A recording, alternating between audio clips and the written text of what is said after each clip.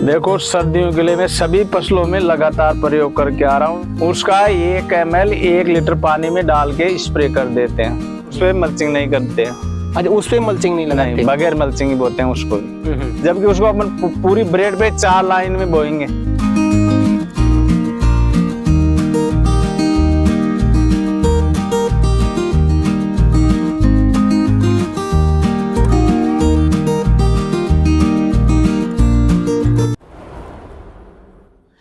किसान भाइयों नमस्कार। फार्मिंग चैंपियंस यूट्यूब चैनल पर आप सभी किसान भाइयों का हार्दिक स्वागत है। तो किसान भाइयों, क्या आप भी दिसंबर की सब्जियां लगाने वाले हैं? दिसंबर के महीने में वही किसान भाई पैसा कमाता है जो जानता है कि दिसंबर में सर्दियों के टाइम पे कौन सी सब्जियों का मार्केट में दाम रहता है, कौन कौन सी सब्जियों पे सर्दी का इफेक्ट नहीं होता। तो किसान भाइयों, आज के वीडियो में हम आपको कुछ ऐसी 5 से 6 सब्जियां बताने वाले हैं जो सर्दियों के टाइम पे दिसंबर के महीने में खास करके आप उनको लगाएंगे तो काफी ज्यादा बेनिफिट आप उनसे कमा पाएंगे।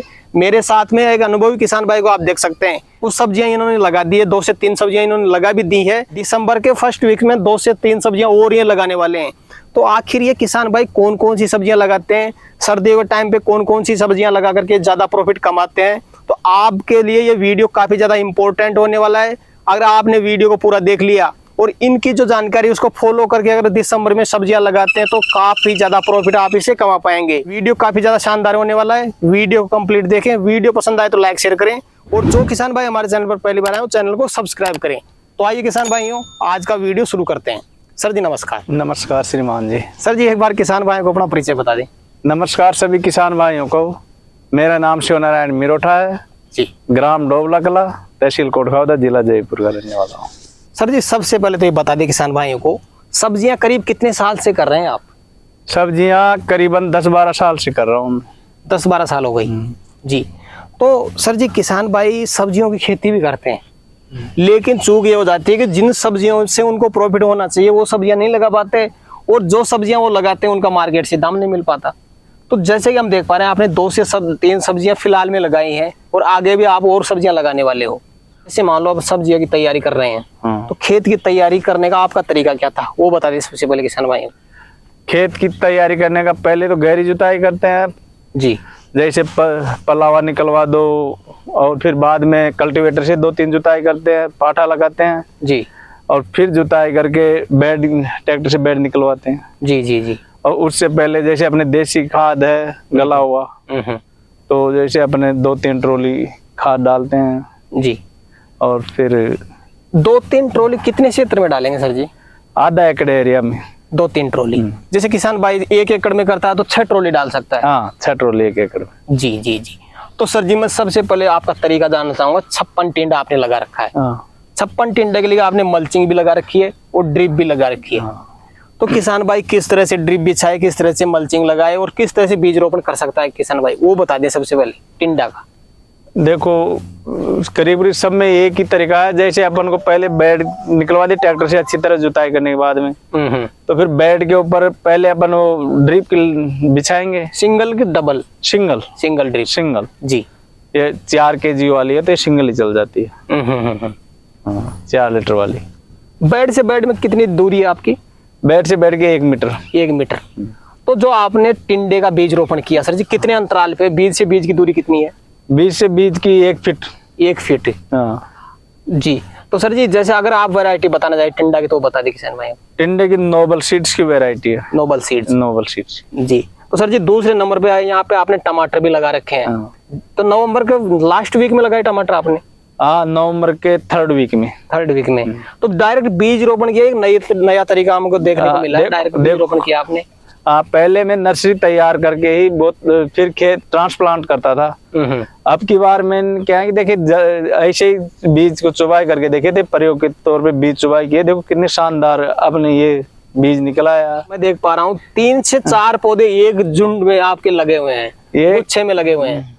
ये क्या है कि बच्चों ने डाल दिए 2-2, 3-3 बीज की जगह। मैंने तो कहा था कि 2-2 डालो, तो उन्होंने ज्यादा डाल दिया। तो अब इनको अलग ट्रांसप्लांट कर दूंगा, नहीं दूसरी जगह लगा दोगे? हाँ, जो ज्यादा हो गए उनको दूसरी जगह लगा दूंगा।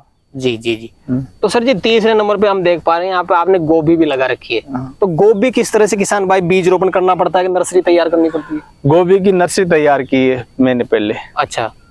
नर्सरी जैसे मान लो किसान भाई दिसंबर के फर्स्ट वीक में या सेकंड वीक में लगाना चाहे तो इसकी गोभी की नर्सरी कितने दिन में तैयार हो जाती है? 15-20 दिन में तैयार हो जाती है गोभी।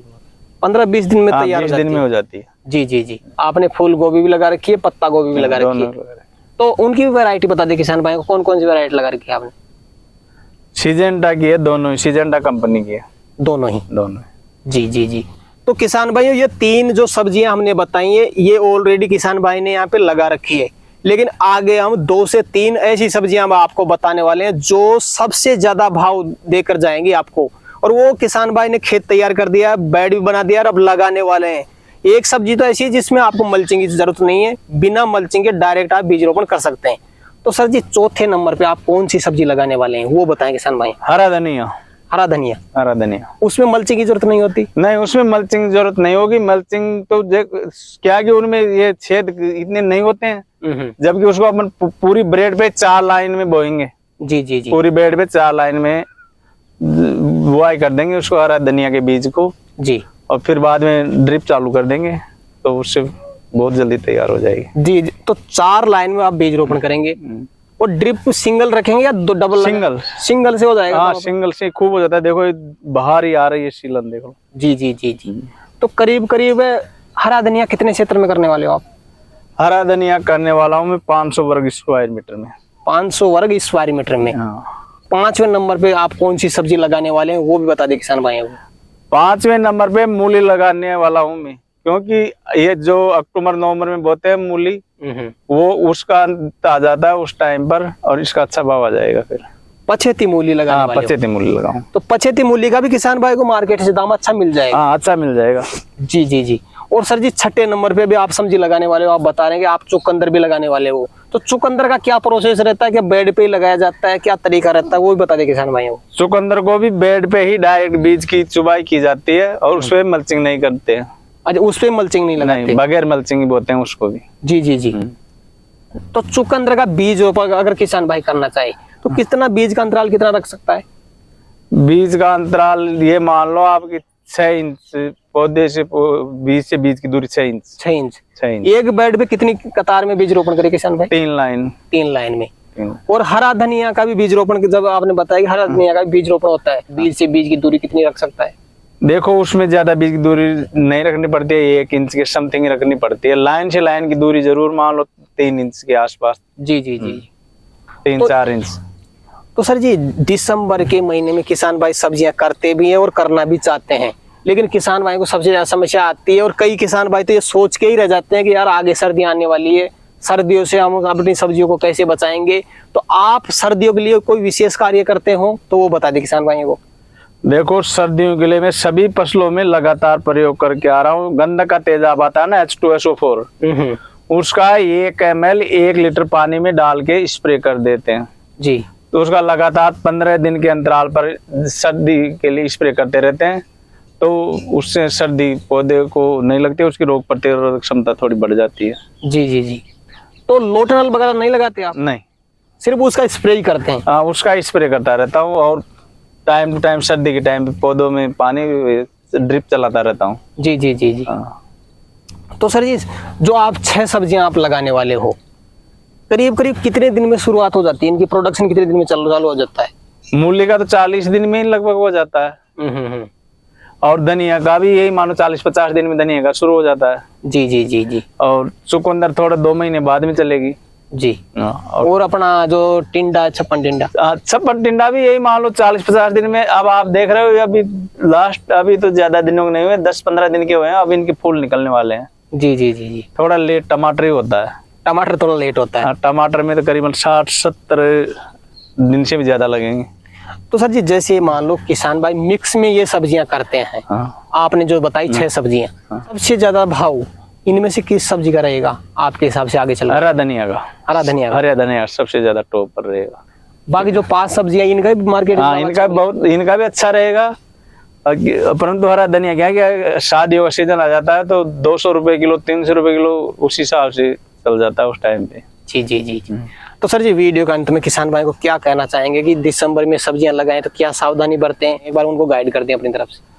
देखो सभी किसान भाइयों से मेरा तो ये निवेदन है कि जो भी सब्जी बोए तो दिसंबर में विशेष करके यही ध्यान रखने की है, सर्दी से बचाने की है। जैसे अपन को सब्जी बोनी है तो उसका थोड़ा गिरले का सही ध्यान रखे, और टाइम टू टाइम जैसे वैसे सल्फर अपन डायरेक्ट ये घुलनशील सल्फर आती है उसका भी ड्रिप में चला सकते हैं वेंचुरी की दवा, तो उससे भी पौधे की थोड़ी सर्दी सहन कर देगी, पाले के प्रति रोग प्रतिरोधक क्षमता बढ़ती है। तो यही ज्यादा जानकारी है। और मुख्य चीज आपने बताया कि गंधक का तेजाब का स्प्रे लगातार करते हैं हाँ, भाई, उसका 10-12 दिन के अंतराल पे स्प्रे करते रहने चाहिए। उससे फायदा है कि जैसे अपने फसल में सूक्ष्म पोषक तत्वों की पूर्ति होती है, सर्दी से तो बचाती है, जो बचाती है उसमें सल्फर होता है, इसलिए सल्फर की पूर्ति गंधक के तेजाब से हो जाती है। हाँ सर जी, आज किसान भाइयों के लिए आपने समय निकाला और सटीक जानकारी किसान भाइयों तक पहुंचाई, उसके लिए आपका बहुत बहुत धन्यवाद। बहुत बहुत धन्यवाद। धन्यवाद सर। तो किसान भाइयों, जानकारी कैसी लगी हमें कमेंट करके जरूर बताएं। वीडियो पसंद आए तो लाइक शेयर करें, और जो किसान भाई हमारे चैनल पर पहली बार आए चैनल को सब्सक्राइब करें। तो किसान भाइयों, आज के लिए इतना ही, मिलते हैं नई वीडियो में, तब तक के लिए जय जवान जय किसान।